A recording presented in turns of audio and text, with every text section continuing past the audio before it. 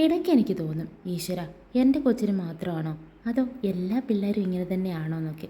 എന്തെങ്കിലും ഒന്ന് വായിലേക്കും ഇനി വായിലുള്ളത് വയറ്റിലേക്കും പോകാൻ ഞാൻ മിനിമം 2 നേർച്ചയെങ്കിലും എടുക്കേണ്ടി വരും.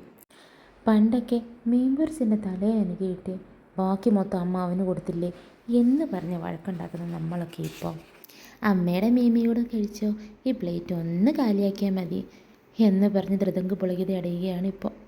എൻ്റെ അമ്മ പറയും, നിനക്ക് നിൻ്റെ കൊച്ചിന് ആ ഇറച്ചി അരച്ചുണ്ടാക്കുന്നതോ തക്കാളി അരച്ചുണ്ടാക്കുന്നതൊക്കെ ഉണ്ടാക്കി കൊടുത്തൂടെ. ഏത് നഗറ്റ്സും സോസും ആട്ടോ. അല്ല, ആരായും പറയണേ, ഒരു കോപ്പ ചോറിൽ 2 കാന്താരിമുളകും ഇട്ട് എനിക്ക് കഴിക്കാൻ തരുമ്പോൾ അതാർത്തി പിടിച്ച് കഴിച്ച കഥയൊക്കെ എന്നെക്കുറിച്ച് ഇടയ്ക്കിടയ്ക്ക് നാട്ടുകാരോടും വീട്ടുകാരോടും എന്തിന് എൻ്റെ കെട്ടിയവനോടും പറഞ്ഞ് പുളകം കൊള്ളുന്ന അമ്മയാട്ടോ ഈ പറയുന്നതൊക്കെ.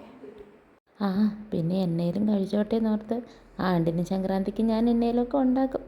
അങ്ങനെ ഉണ്ടാക്കിയ ഒരു ചിൽഡ്രൻ സ്പെഷ്യൽ സോസാണിത്.